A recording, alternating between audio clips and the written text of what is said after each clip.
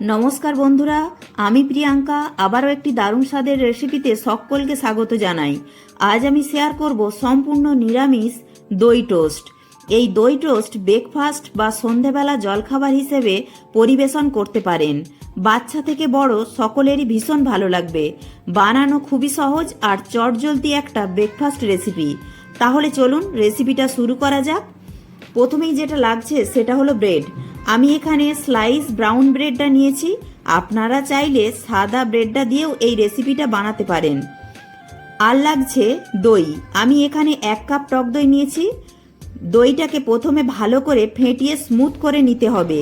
আর দইটা কিন্তু একদম টাটকা তাজা দই নেওয়ার চেষ্টা করবেন। বেশি পুরনো দই হলে দইটা টক হতে পারে, সেক্ষেত্রে টোস্টটাও কিন্তু টক হয়ে যেতে পারে। তাই দইটা একদম টাটকা তাজা দই নেবেন। আর দিচ্ছি স্বাদ অনুযায়ী লবণ, 1/2 চামচ গোলমরিচের গুঁড়ো। আমি এর মধ্যে চিনির ব্যবহার করলাম না, আপনারা চাইলে অল্প একটু চিনিরও ব্যবহার করতে পারেন। এর মধ্যে দিচ্ছি কিছু সবজি, যেমন একটা গ্রেট করা গাজর, একটু ধনেপাতা কুচি, একটা ক্যাপসিকাম কুচি, 2টো কাঁচা লঙ্কা কুচি, আর একটু গরম মশলার গুঁড়ো। এর মধ্যে সেই সমস্ত সবজি ব্যবহার করবেন যেগুলি তাড়াতাড়ি নরম হয়ে যায়। আর আমি নিরামিষভাবে বানাচ্ছি বলে পেঁয়াজ কুচি ব্যবহার করলাম না। আপনারা যদি নিরামিষভাবে না বানান তো পেঁয়াজ কুচিও দিতে পারেন। এবার এই দই ও সবজির মিশ্রণের মধ্যে দিচ্ছি 1 চামচ ময়দা, তাহলে বাইন্ডিংটা ভালো হবে।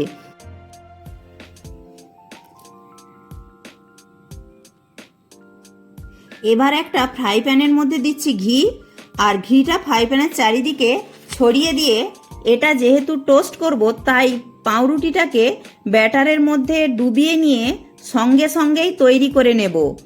এখন গ্যাসের ফ্লেমটা লোতে রেখে দই সবজির ব্যাটারে কোট করা স্লাইস ব্রেডটাকে ফ্রাই প্যানে দিয়ে দিলাম। একই রকমভাবে আরও একটা ব্রেডকে ব্যাটারে ডোবাবো আর সঙ্গেই দিয়ে দিতে হবে, না হলে কিন্তু পাউরুটিটা বেশিক্ষণ ভিজে থাকলে খুব নরম হয়ে যাবে, তখন আপনারা কিন্তু এই টোস্টগুলি তৈরি করতে পারবেন না। এবার একটা সাইড হয়ে যাওয়ার পর আমি অন্য সাইডটা উল্টিয়ে কুক করে নেব। ভিডিওটি ভালো লাগলে অবশ্যই একটি লাইক করবেন। আপনাদের একটি লাইক আমাকে পরবর্তী ভিডিও বানাতে উৎসাহ জাগাবে। ঘিয়ের বদলে আপনারা বাটার বা সাদা তেলেরও ব্যবহার করতে পারেন। তো উল্টে পাল্টে যখন একটা বেশ গোল্ডেন কালার আসবে তখন তুলে নিতে হবে।